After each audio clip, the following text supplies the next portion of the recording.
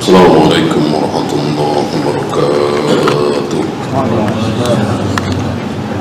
إن الحمد لله نحمده ونستعينه ونستغفره ونعوذ بالله من شرور أنفسنا ومن سيئات أعمالنا.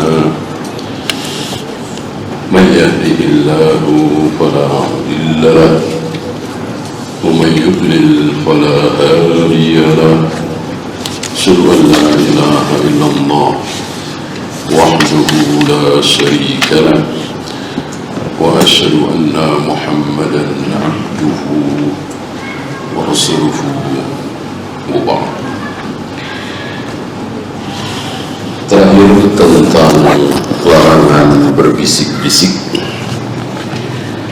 berdua saat kita sedang bertiga, atau kiasnya larangan menggunakan bahasa tertentu berdua sementara orang ketiga tidak mengetahui bahasa kita.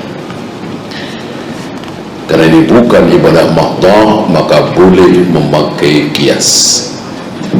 Adapun ibadah mahdhah seperti mengangkat kedua tangan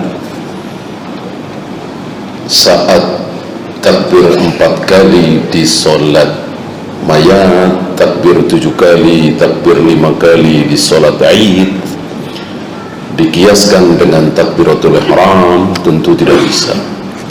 Karena ibadah mahdhah tidak menerima kias.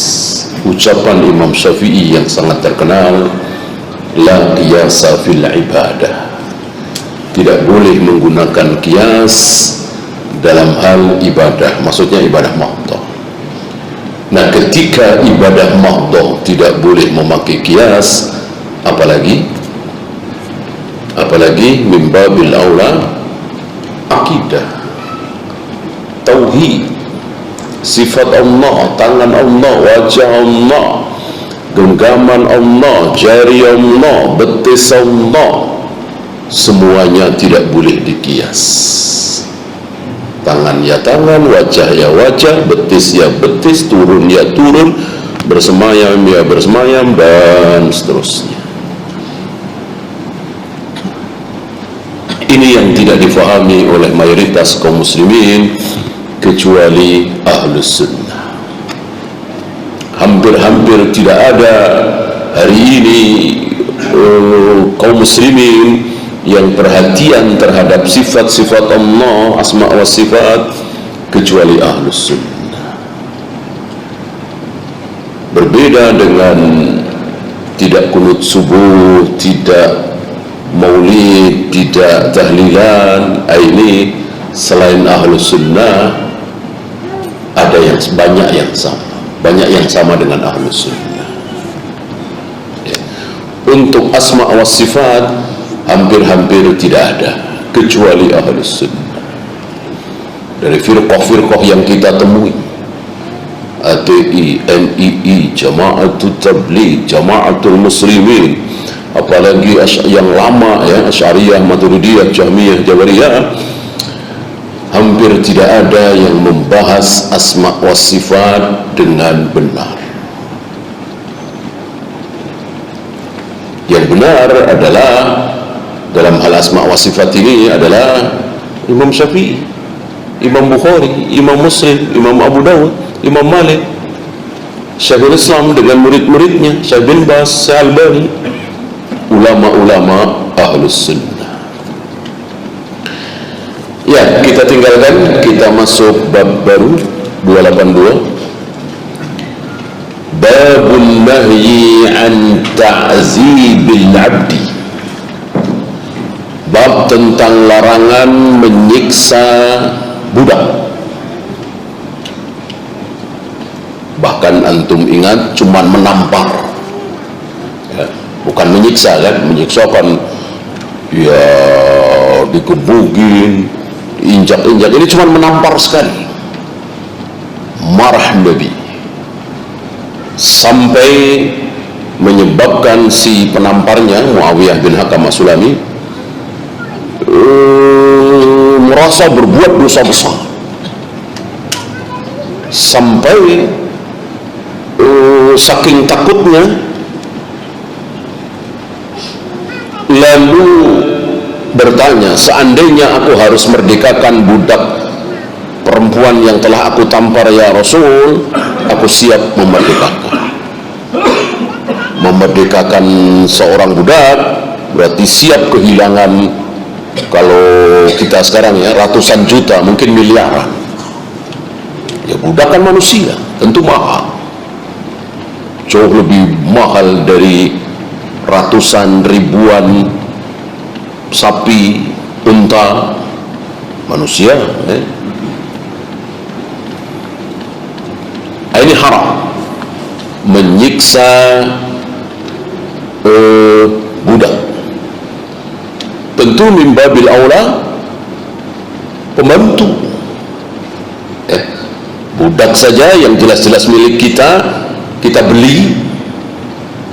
Pembantu kan kita nggak beli, beda beli dengan gaji, ya kan? Apalagi pembantu, lebih haram lagi. Apalagi bawahan, apalagi anak, apalagi istri. Ini yang banyak dilakukan oleh sebagian manusia. Wadabati, dan binatang. Binatang apapun tentunya. Binatang ternak, binatang peliharaan buat senang-senang, kucing misalnya, ini haram kita siksa. Wal mar'ati, perempuan, istri, wal waladi, anak. Mungkin ada pertanyaan, kenapa anak di urutan terakhir? Ini nggak masalah. Kenapa? Karena dalam kaidah bahasa Arab, wawu ataf itu bukan urutan, ya. Jadi misalnya orang mengatakan waktu itu yang datang adalah Bugis, kemudian Bilal, kemudian Ali, kemudian Rasulullah. Apakah kalimat ini bermasalah? Kenapa Rasulullah ditaruh belakang? Enggak masalah, ya. Karena wawu ataf dalam kaidah bahasa Arab tidak harus berurutan, tidak mentang-mentang ditaruh di depan berarti dia paling besar, paling mulia, enggak, ya. Banyak contoh nanti akan ada dibawakan oleh beliau. Beda dengan bahasa kita barangkali. Kalau bahasa kita mungkin, ya, yang paling besar, yang paling mulia kita sebut pertama, habis itu setelah itu, nah yang paling kecil kita sebut belakangan. Mungkin itu kaidah bahasa Indonesia. Kaidah bahasa Arab tidak, ya. Seperti innas sofa wal marwata, apakah harus sofa dulu baru marwah? Tidak. Seandainya Nabi tidak mengatakan abda'u bima bada Allah, aku mulai dengan apa yang dimulai oleh Allah. Allah menyebut sofa, gitu. Jadi kita tawaf dari sofa ke marwah bukan karena sofa dulu disebut, tapi karena Nabi sallallahu alaihi wasallam. Karena Nabi sallallahu alaihi wasallam tawaf itu dari sofa dulu baru ke marwah. Seandainya Nabi tawaf dari marwah dulu baru sofa, tentu kita ikutan dari marwah dulu ke sofa. Walaupun Allah mengatakan innas sofa wal marwata min sya'airillah. Paham, ya? Bi ghairi sababin syar'iyyin, tanpa sebab syar'i. Berarti kalau dengan sebab syar'i boleh, kalau dengan sebab syar'i boleh, ya. Misalnya dulu, ya, sebelum ada rejam, sebelum ada cambuk kan disiksa. Wanita atau laki-laki yang berzina itu disiksa, dipukuli dengan sendal, pelepah kurma, kan disiksa itu. Boleh Bolehkah? Ya boleh, itu sebab syar'i. Seandainya hari ini ada sebab syar'i, ya, biar si anak ini kapok, dicubitin misalnya, supaya tidak bolos lagi, supaya tidak meninggalkan sholat berjamaah lagi, bisa, ya, karena hukuman badan di dalam Islam tidak tercela.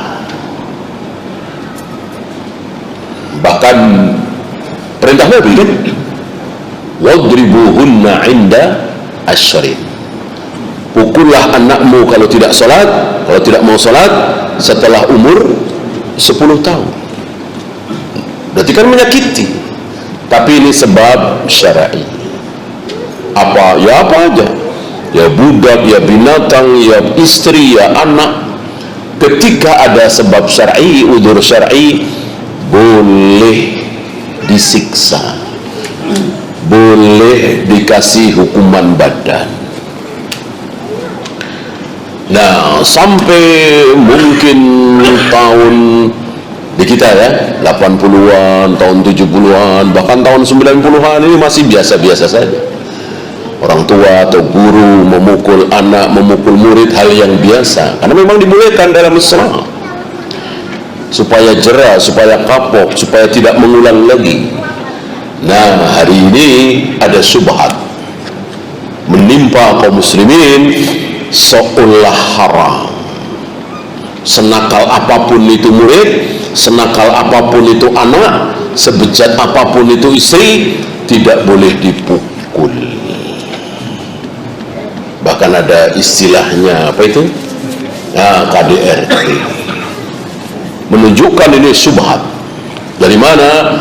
Dari mana lagi kalau bukan dari Yahudi dan Nasrani, dari Amerika, dari Eropa, dari PBB, ya. Bukan dari Islam.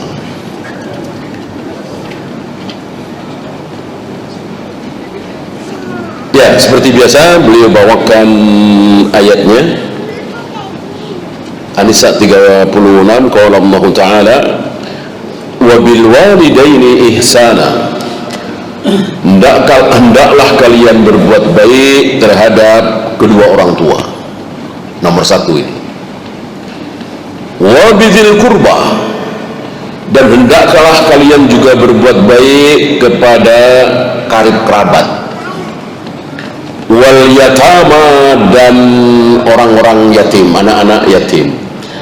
Wal masakin, orang-orang miskin. Wal jari zil qurba, tetangga dekat. Wal jaril junub, dan tetangga jauh. Wasahibi bil jambi, teman dekat maksudnya istri. Tafsiran yang hak dari sahibul biljam adalah istri. Nah, coba kita lihat, mosok istri urutan kesekian, ya, 1, 2, 3, 4, 5, 6, 7. Mosok berbuat baik kepada istri urutan ke-7.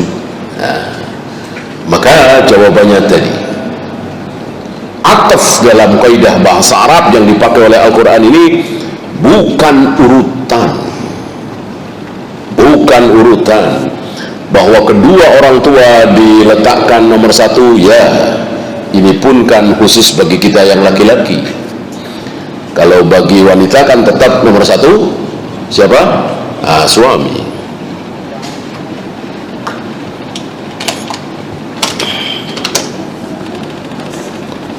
Wabnis sabil, orang yang dalam perjalanan. Wa ma malakat aimanukum, dan budak, apa yang dikuasai oleh tangan kananmu.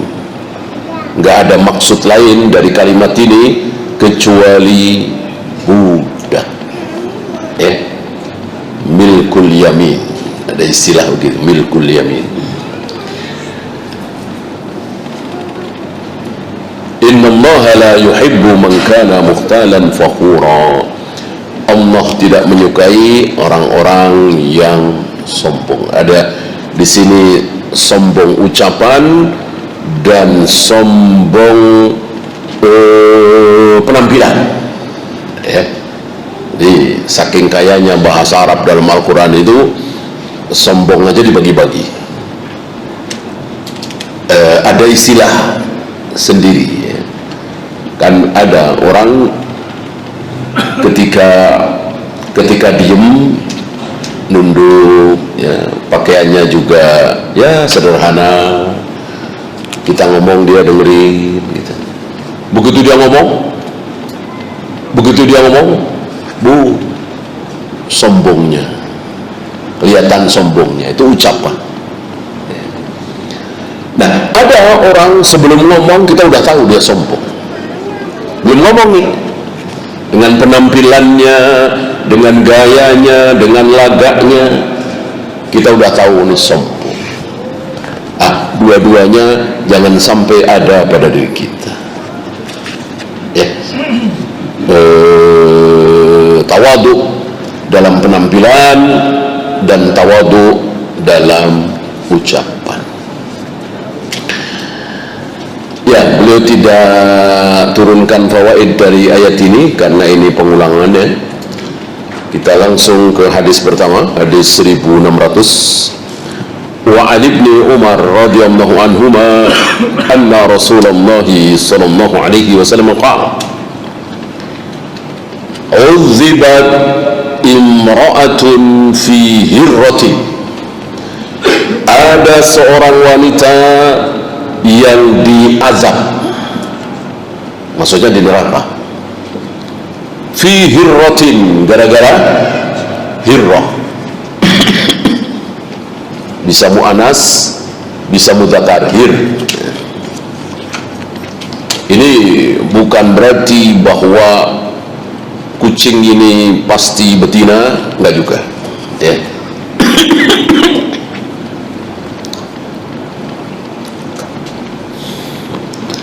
Sajanatha,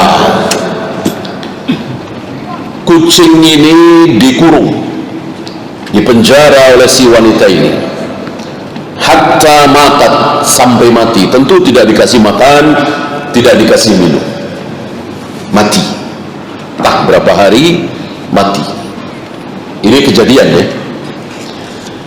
Ada seorang wanita seperti ini, berselisih para ulama, ini wanita apa, Bani Israel atau Bani Hamiriyah. Israel atau bukan Bani Israel, atau bukan Bani Israel, gitu ya. Kalau di Mesir kan, kalau bukan Bani Israel, Kipti,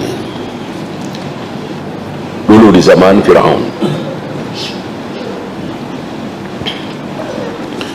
Hari itu kan tidak seperti hari ini, ya. Hari ini ada satu negeri yang seluruh bangsa ada di situ. Ya, kalau ada mah hampir semua negeri, hampir semua negara ada aja. Taruhlah yang paling jauh dari Indonesia misalnya. Adakah orang Indonesia di situ? Ada saja biasanya, ya. Hari itu kan tidak seperti itu.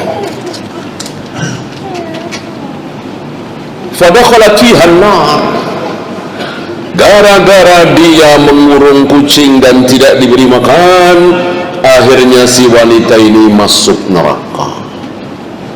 Berarti wanita ini sudah ada, bukan permisalan, ya. Berbeda ketika Rasulullah SAW melihat orang-orang di neraka. Ada yang menarik lidahnya sendiri, digunting sendiri, menarik lidahnya sendiri, digunting sendiri. Ada yang berenang di sungai darah di neraka itu, dan seterusnya dan seterusnya. Padahal neraka pun belum ada penghuninya. Itu permisalan. Kalau ini wanitanya sudah ada, gitu. Cuman tentu belum masuk neraka, wanitanya sudah ada. La hiya at'amatha wa saqatha idh habasatha. Kenapa wanita itu tidak memberi makan kucing itu, tidak memberi minum itu saat dia mengurung kucing itu? Berarti mengurung kucing, mengurung binatang, mengandang hewan apapun boleh, asal diberi makan, diberi minum, ya. Wala hiya tarokatha, atau kalau mau dia lepas, nggak mau ngasih makan, nggak mau ngasih minum, malas, ya nggak apa-apa, lepas.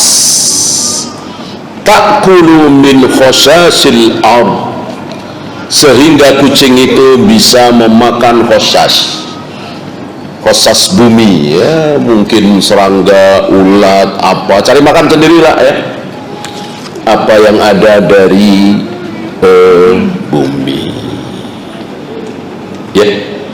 Ini jalan keluar dari Nabi bagi siapapun yang ingin mengurung atau tidak ingin mengurung, ya.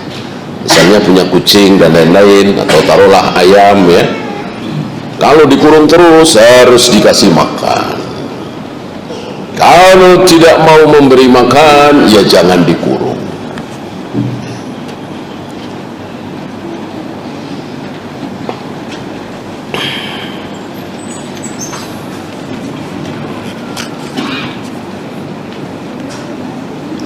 Akhrajahul Bukhari wa Muslim.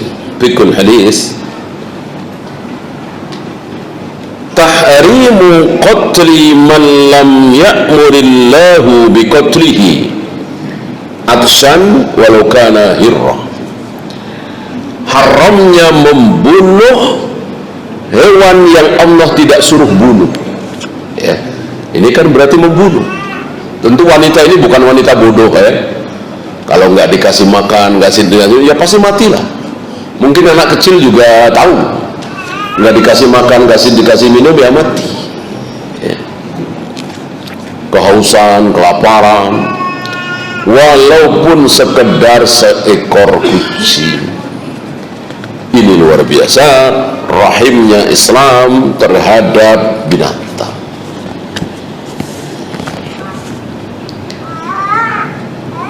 Adamu jawazi habsil hayawan min ajli ittikhadihi gharadan. Tidak boleh mengurung binatang yang ini menjadi tujuan. Pokoknya tujuannya biar dia nggak kemana-mana, biar dia mati, gitu, ya. Haram. Kecuali tujuannya bukan itu.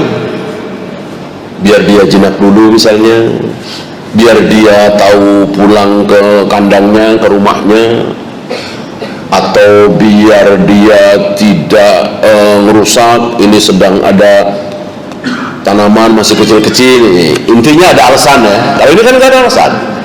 Jadi wanita ini memang tujuannya untuk mengurung, sengaja tidak dikasih makan, sengaja tidak dikasih minum, ya kasarnya ya membunuh.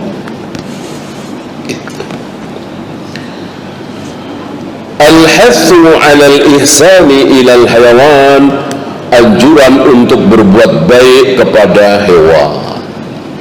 Rupanya beliau tidak mewajibkan kita berbuat baik kepada manusia saja, bahkan hewan. Ada beberapa riwayat bagaimana unta itu mendekati Nabi dan seolah mengadu, lalu kepalanya dielus oleh Nabi dan Nabi bertanya, ini milik siapa? Milik si fulan, suruh kemari dia. Setelah datang, Nabi mengatakan, unta ini barusan mengadu kepadaku. Tentu di situ nggak ada yang tahu, ya, kecuali Nabi SAW, bahwa dia diberi beban terlalu berat, dikasih makan hanya sedikit, dan seterusnya dan seterusnya. Ini menunjukkan bahwa mukjizat-mukjizat yang Allah berikan kepada nabi-nabi yang lain diberikan pula kepada Rasulullah SAW. Ini yang terkenalkan Sulaiman. Nabi Sulaiman alaihi salatu wassalam, ternyata Rasul pun bisa. Ya, pernah juga beliau di atas kepala beliau ada burung yang muter-muter di atas kepala beliau. Ya, beliau tahu maksud burung berputar-putar di atas kepala beliau dengan bertanya, siapa yang menyembunyikan anak burung? Siapa di antara kalian yang menyembunyikan anak burung? Dia mengadu kepadaku. Lalu beberapa sahabat atau satu sahabat ya membawa anak burung itu. Ini luar biasa. Nabi mewajibkan kepada kita untuk tidak hanya perhatian kepada manusia, termasuk binatang. Al-'adzabu yulhiqul ibada minal umuri allati yarawnaha sabiratan. Azab itu, siksaan itu akan menimpa seorang hamba walaupun karena sesuatu yang dianggap remeh, sepele, kecil. Cuman kucing. Jangan begitu. Dan ini banyak contoh. Kepala seseorang dirubah menjadi kepala keledai. Ini kan dahsyat. Hanya gara-gara mengangkat kepala duluan sebelum imam. Baddalallahu ra'sahu ra'sal himar. Orang bilang ini sepele, ikut sholat berjamaah ya. Jangan, ketika itu larangan Allah dan Rasulnya, jangan bilang sepele. Cuman makan dengan tangan kiri, cuman menyenderkan tangan kiri ke belakang saat duduk, cuman isbal, cuman nyukur jenggot, cuman jangan. Allah memberikan hukuman kepada kita, tidak minta izin dengan akal kita. Kalau memperkosa barangkali ya, kalau membunuh barangkali ya, enggak. Walaupun kecil, Allah akan azab, dan azabnya tidak tanggung-tanggung, neraka. Yang terakhir, jawazu imsaki ma yaktani minal hayawan bisyartil qiyami bikifayatihi wal ihsani ilaih. Bolehnya menahan, mengurung, memenjarakan binatang, tapi ada syarat, yaitu memenuhi kebutuhannya makan dan minum. Barangkali bisa ditambah satu lagi fawaid ini, bahwa bolehnya tidak memberikan kebutuhan biologis pasangan kawin ya. Banyak dari kita beranggapan wajib ya. Dari hadis ini tidak, karena Nabi hanya memberikan dua syarat. Syarat pertama, kalau mau ngurung kasih makan. Syarat kedua, kalau nggak mau ngasih makan, lepas. Nabi tidak memberikan syarat kasih makan dan kasih kebutuhan biologisnya, pasangannya, tidak. Tentu Nabi nggak lupa. Seandainya Nabi lupa, Allah tidak lupa. Seandainya kita memelihara hewan harus dengan pasangannya, lalu Allah membiarkan Nabi hanya berbicara seperti tadi, berarti Allah membiarkan Rasulullah salah, kan mustahil ya. Berarti sekali lagi, tidak memberikan pasangan kepada hewan yang kita kurung boleh. Yang tidak boleh sekali lagi, tidak memberi makan.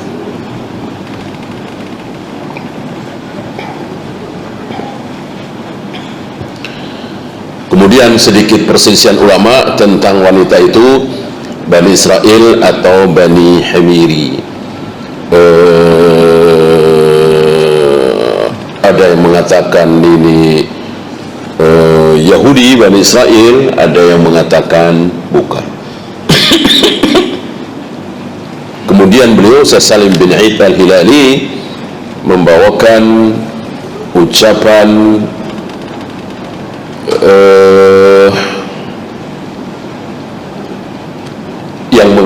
yang menjamak ya, ucapan ulama Ibnu Hajar ya, yang menjamak perselisihan tadi ya, yang menjamak perselisihan tadi dengan mengatakan dia Bani Hamiriyah tapi Yahudi ya.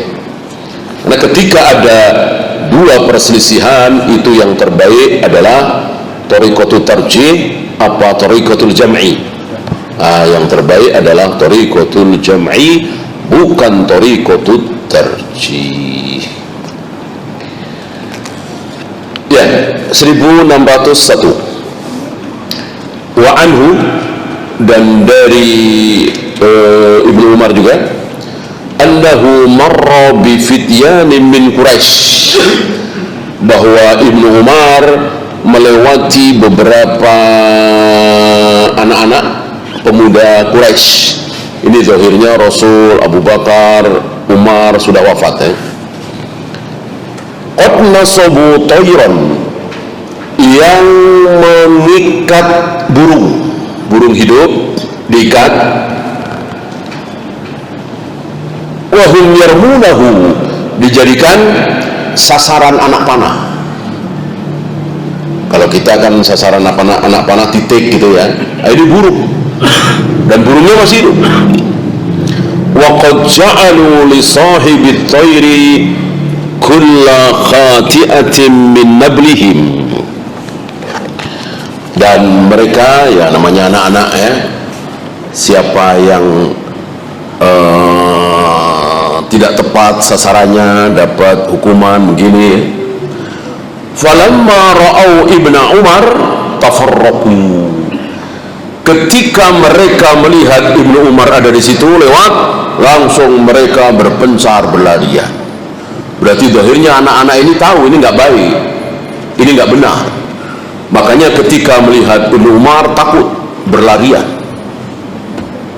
gitu. Faqala Ibnu Umar, lalu Ibnu Umar mengatakan, man fa'ala hadza, siapa yang melakukan ini? La'anallahu man fa'ala hadza, Allah melaknat, mengutuk perbuatan ini. Kenapa?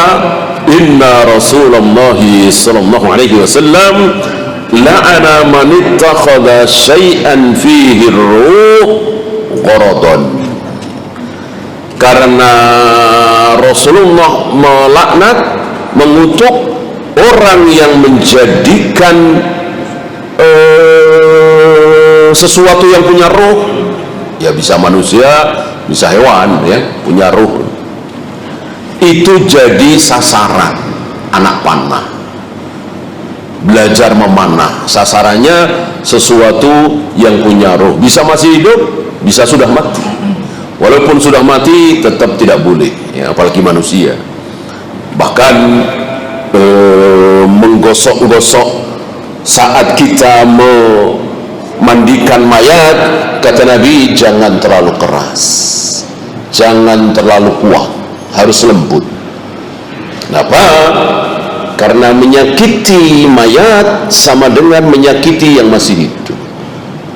Artinya kalau orang yang masih hidup kita pukul-pukul, menyakiti, kita dosa, maka mayat yang tentu sudah tidak ada ruhnya ya, kita pukul-pukul juga dosa, tidak boleh ya. Maka para ulama menasihati kepada para calon dokter yang katanya harus membedah manusia ya, maka para imam menasihati, kalau memang harus seperti itu, jangan memakai mayat orang yang beriman, orang Islam. carilah mayat orang kafir. Ya. Ini seandainya tidak bisa dihindari, karena ini bagian dari ilmu, ya kan? Ya, tentu para dokter itu bisa tahu paru-paru seperti ini, ginjal seperti ini, hati seperti ini. Ya tentu awal mulanya kan dibuka dulu, ya kan? Jadilah ilmu. Islam masih membolehkan, tapi hindari mayat seorang muslim. Ya.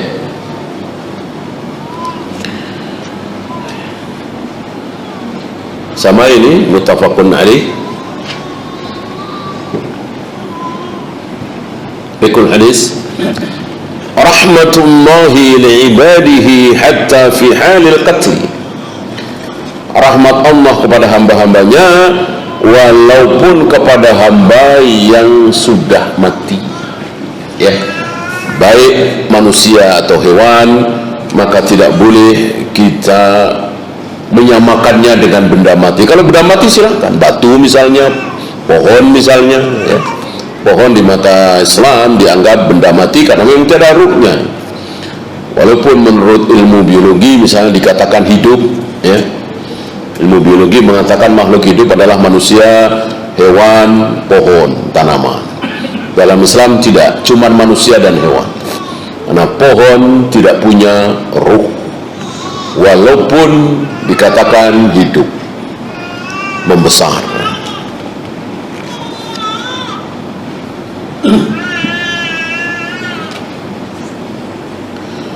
Wujubul amri bil ma'rufi wannahyi 'anil munkari fi waqtihi.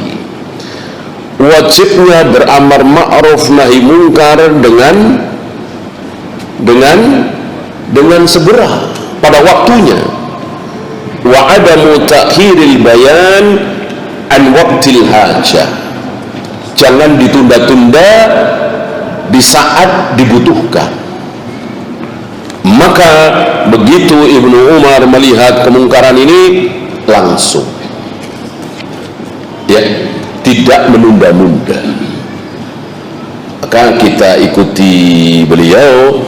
Jika kita melihat kemungkaran mungkin dilakukan oleh anak kita, istri kita, bawahan kita, pembantu kita, jangan nunggu-nunggu. Begitu ada kesempatan, begitu anak kita, istri kita berbuat maksiat, kita langsung tegur. Manaha an munkarin lazimahu bayanu dalilihi syar'i. Barang siapa yang melarang satu kemungkaran, dia harus membawakan dalil syar'i. Ibnu Umar tidak hanya mengatakan ini terlaknat, titik, enggak. Tapi beliau bawa sabda Nabi sallallahu alaihi wasallam. Mestinya kita begitu, membiasakan agar jangan kebiasaan. Pokoknya kata beliau begitu, pokoknya kata guru ini nggak boleh, pokoknya kata syekh haram. Kan orang awam kan sering seperti itu, ya, berhenti di syekh, berhenti di ulama, berhenti di Imam Syafi'i, berhenti di Imam Malik. Jangan, harus berhenti di Rasulullah sallallahu alaihi wasallam.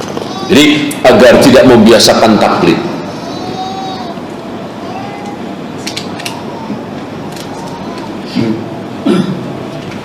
Ya, silakan azan dulu. Sallallahu ala Muhammadin sallallahu alaihi wasallam.